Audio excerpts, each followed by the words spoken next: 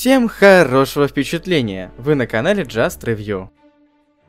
Сегодня будет еще одно новое и нестандартное видео для нашего канала. Как было сказано в предыдущем ролике, мы продолжим пиратскую тематику. В этот раз мы разберем плюсы и минусы знаменитой и многими любимой пиратской франшизы. В видео будет выражено исключительно субъективное мнение, и если вы досмотрите его до конца, то в комментариях можете составить свой список достоинств и недостатков серии.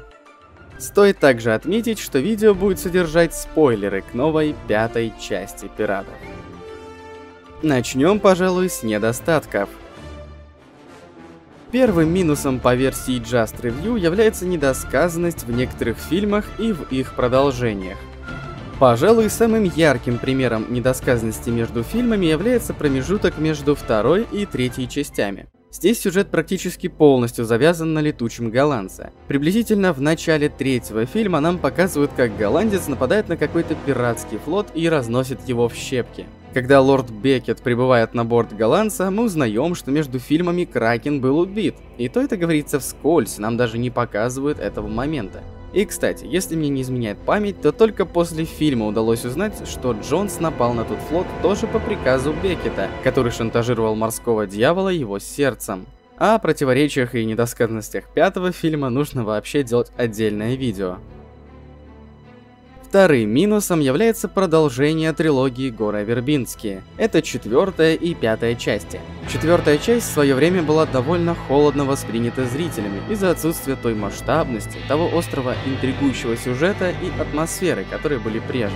Также 4-я часть, по мнению многих людей, считается самым скучным фильмом во франшизе. А чтобы узнать наше мнение о 5-й части, вы можете посмотреть даже прошлое видео на канале. Теперь переходим к плюсам, к тому, за что мы все так любим эти фильмы про пиратов.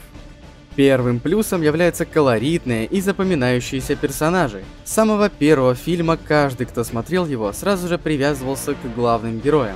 Конечно, тут стоит отдать должное грамотной работе сценаристов и особенно превосходной игре актеров. Обязательно нужно упомянуть о Джонни Деппе, о котором мы поговорим чуть позже. Особенно стоит отметить актера Джеффри Раша, который бесподобно играл и играет роль Гектора Барбоссы, не менее запоминающегося персонажа, чем Джек Воробей. Также пираты Карибского моря могут похвастаться очень интересными и умеющими заинтересовать злодеями. Пожалуй, самым лучшим из них является Дэйви Джонс. Его сыграл такой же отличный актер Билл Найи. Он смог создать очень запоминающийся и харизматичный образ, который зрителю пришелся определенно по вкусу. Вторым плюсом является музыка. Наверное, каждый человек на этой планете не мог не слышать ту самую каноничную мелодию «Пиратов Карибского моря», которую написал знаменитый композитор Ханс Циммер. С каждым новым фильмом, за исключением 5-й части, музыкальное оформление франшизы пополнялось новой композицией. Все они были очень хороши, но самая первая, навсегда запомнившаяся зрителям, вошла в мировую культуру и стала культовой. Третьим плюсом является масштабность всего происходящего, в частности это касается морских сражений. В каждом фильме трилогии обязательно было то, что зритель непременно запоминал и получал величайшее удовольствие. В большинстве случаев этим являются морские баталии или сражения. В первой части было это.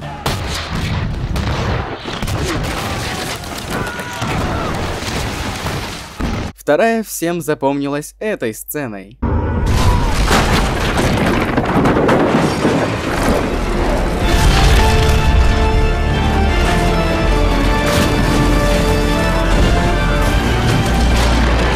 Ну а третья всем запомнилась этой великолепной экшн-сценой.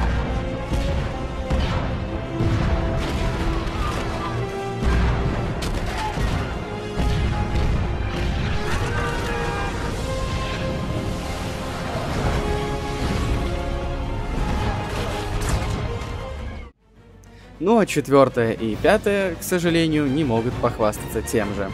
Четвертым плюсом является пиратская атмосфера. Атмосфера фильма всегда привлекала зрителя, и он видел как раз тот пиратский мир, который большинство себе и воображает. Гору Вербински удалось передать весь тот пиратский дух конца 17 и начала 18 веков. Это видно во всем. во внешнем виде пиратов, в их модели поведения, локациях, созданных для съемок. Хотя стоит отметить также и то, что режиссер всегда намеревался снимать как можно больше сцен в настоящем море. Также большой заслугой создания такой своеобразности являются персонажи и их характеры. И актеры, как уже было сказано, отлично справлялись со своими обязанностями и смогли заставить поверить зрителя в происходящее. Ну и последним, пятым плюсом является, безусловно, Джек Воробей. Вообще-то капитан Джек Воробей. Этот персонаж стал, можно сказать, культовым и одним из самых запоминающихся персонажей начала 2000-х годов.